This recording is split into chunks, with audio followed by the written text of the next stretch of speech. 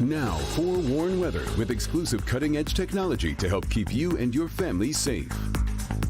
Well, if you are trying perhaps to hit the beach, take your boat out on the Great Lakes today, you definitely want to think twice. The National Weather Service issued small craft advisories and also high swim risks for both Lake Michigan and Lake Huron for those strong waves and rip currents. Throw that on top of obviously the wind and the cooler temperatures. It just seems oddly strange for August. Seems almost like fall, doesn't it? I know. I didn't want to say that word. It's faux fall. It's exactly. Fall. Yeah, and a lot of kids went back to school today, at least half days, and we're going to get back to summer. It's not done yet. You know, summer goes until September 21st, so we're okay. It is going to be a little cool at the bus stop tomorrow morning, 66 degrees. Still have a lot of clouds around that we just can't quite get rid of here. Temperatures will reflect that in the low 70s, and today we'd hope to get into the upper 70s.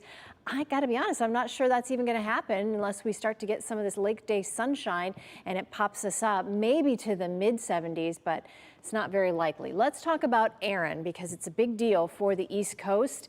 Hurricane Erin is still a Category 2, but it's getting bigger, and I'll explain that in a moment. We got a couple more that have come off the coast of Africa. One has a 60% chance of development in 7 days, the other a 40% chance of development. But what's happening with Erin is that even though it's not strengthening, it's not deepening, it's widening. So the wind field is getting bigger and bigger. At one point, it was 400 miles wide. Now it will get as much as 600 miles wide, which means it affects more of the coast with those tropical storm force winds. And look how close the hurricane force winds get to the coastline. As it continues to move out over sea, you can see just how massive it is with that wind field of tropical storm force winds extending so far from the center. So that means the entire East Coast is affected in some way, even without taking a direct hit. So from just north of Wilmington, south of Jacksonville, all the way up through Virginia Beach, Wilmington, and New York,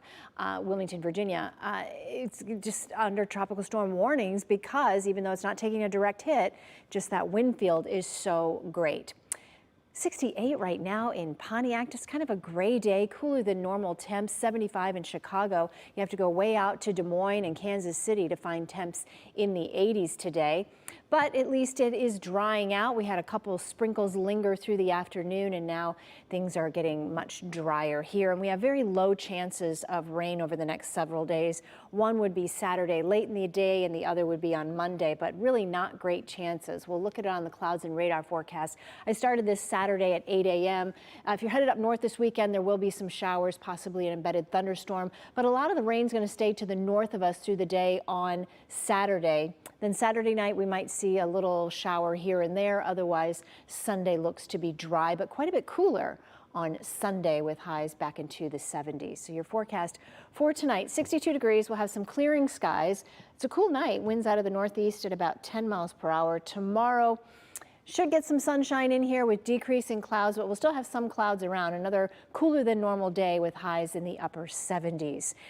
Friday looks nice with partly sunny skies. It'll be 82, and then we have that, again, slight chance of a shower on Saturday. Nothing that would affect the Lions game at all. 83 will be the high then, and then Sunday, 77.